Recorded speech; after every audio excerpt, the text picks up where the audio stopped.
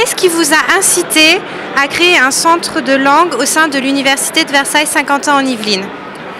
La première chose, c'était de trouver des moyens et des outils pour aider nos propres étudiants qui en avaient besoin, car à part les cours, il n'y avait rien du tout.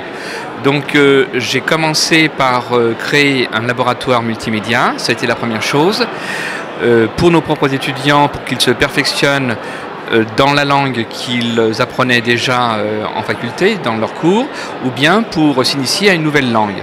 La seconde chose, ça a été d'ouvrir le CEREL, le centre de langue à l'époque, qui ne s'appelait pas encore CEREL, à la population locale, aux particuliers et aux entreprises. Car j'ai toujours cru au fait qu'un centre de langue universitaire devait, quand c'était possible, s'ouvrir aussi à l'environnement local, pour aider, pour intervenir auprès des gens qui en avaient le plus besoin, et en particulier les demandeurs d'emploi.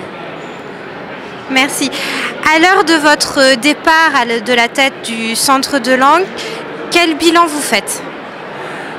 Bilan positif, je pense, puisque le centre de langue qui était parti avec une cinquantaine à peu près d'étudiants, maintenant est devenu un véritable centre de langue universitaire reconnu au sein de notre université, reconnu aussi au sein de l'environnement local, mais aussi même au niveau national. Donc je pense que nous avons fait d'excellentes choses dans ce domaine. Et il y aura aussi un projet, ce sera futur, concernant un nouvel institut des langues qui va se créer dès cette année. Et dernière question, comment voyez-vous l'enseignement des langues dans le futur? Question très difficile. On ne peut pas lire dans le mar de café. Mais ce que l'on peut savoir en tous les cas, c'est que les étudiants et les personnes en général, quels qu'ils soient, auront de plus en plus besoin d'apprendre et de se perfectionner dans les langues étrangères, de bien les connaître, pour communiquer à l'international bien sûr, pour voyager, pour accueillir aussi nos étudiants étrangers en France.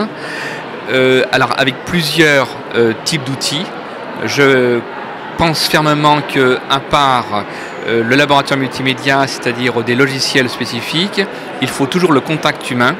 Et ce contact humain ne peut venir justement que d'outils, par exemple, tels que donc les ateliers de conversation, où il y a une présence humaine qui compte énormément dans tout apprentissage d'une langue. Il n'y a pas juste l'intellectuel, il n'y a pas juste le mental, mais il y a aussi et avant tout le physique, le regard et la communication, la vraie communication.